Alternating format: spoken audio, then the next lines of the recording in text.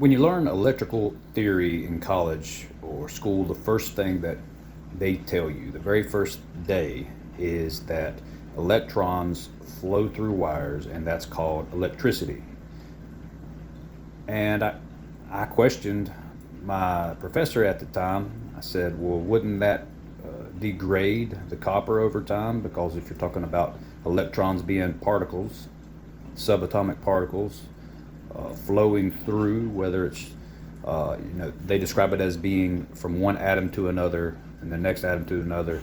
But even so, a particle traveling through a group of atoms, such as copper, a copper wire, would that not degrade that wire over time? Check this out. Check this picture here out of copper wire. Now, you have one set that's connected to a power source and has electricity flowing through it for, say, 15 years.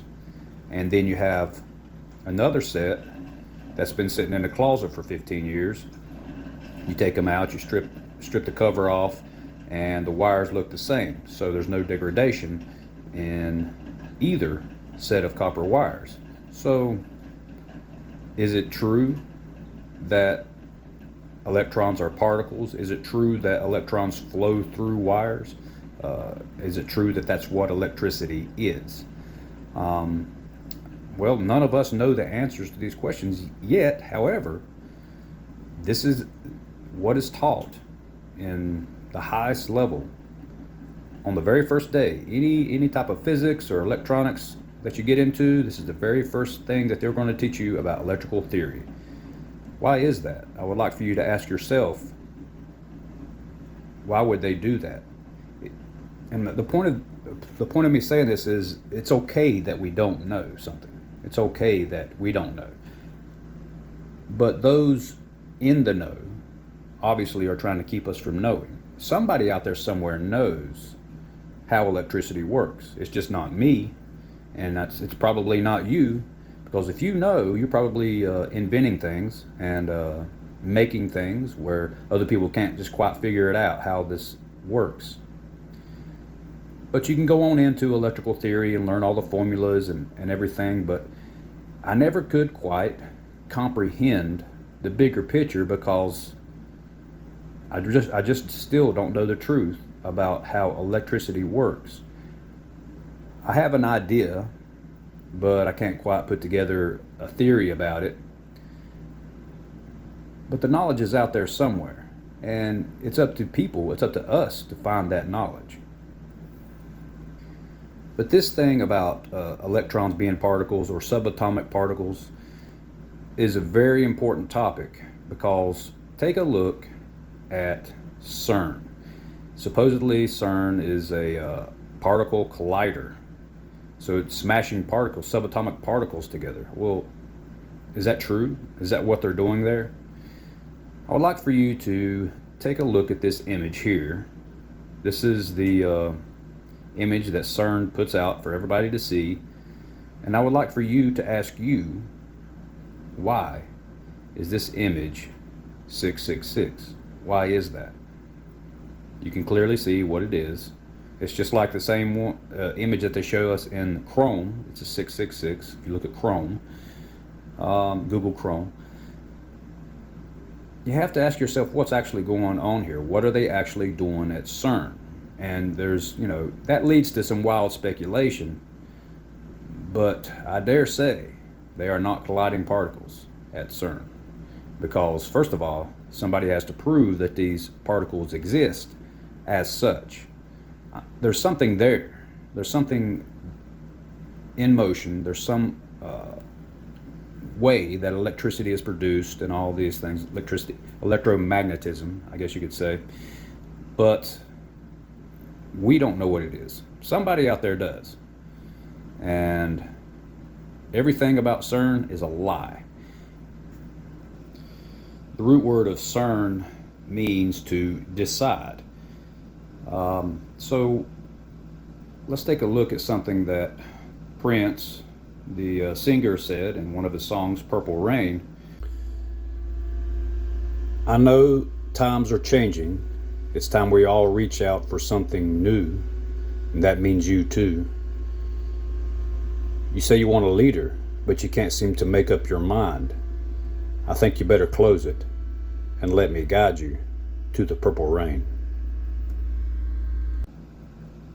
Very interesting. So he's asking you, you can't seem to make a decision. You can't seem to decide. So I want you to close your mind and let me guide you to the purple rain. And then you have a ceremony of purple rain here demonstrated by the Queen of England.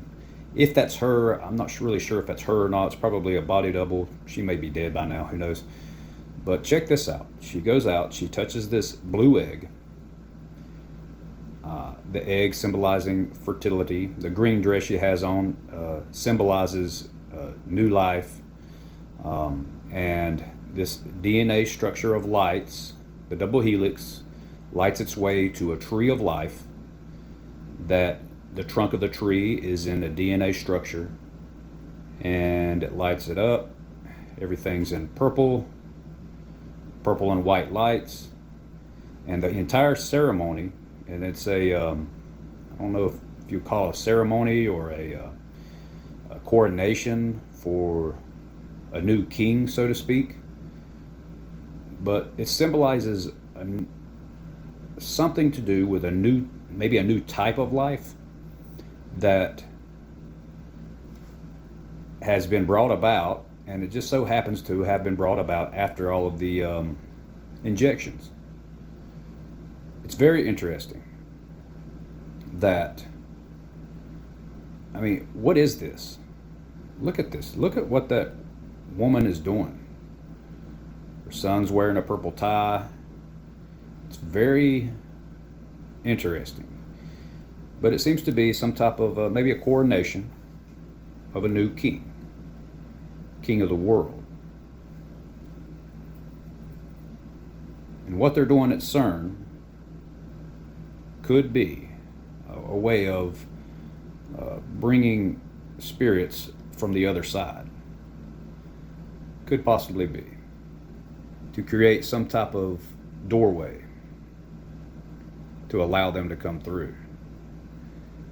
It's very interesting, but I can almost guarantee you that there's no particle collider. There's no such thing. And even the scientists that work there probably have no clue what they're doing. Some of them may, but some of them probably have no clue what they're doing. They think that what they're doing is legitimate science, probably. But what they're actually doing is most likely a weapon of witchcraft. Why? I need you to ask why. Why would they tell us this lie? Why does the education system not just at some point just say, well, we don't know exactly how this works, but we know everything beyond this point. We don't know exactly what electricity is, but we know how it works. We have all of these formulas that you can manipulate it with. If they would just be honest, then that would be so much more invigorating into science, because it would open people's minds to the possibilities of, well, how does it work? How is it? How does it exist? Where does it come from?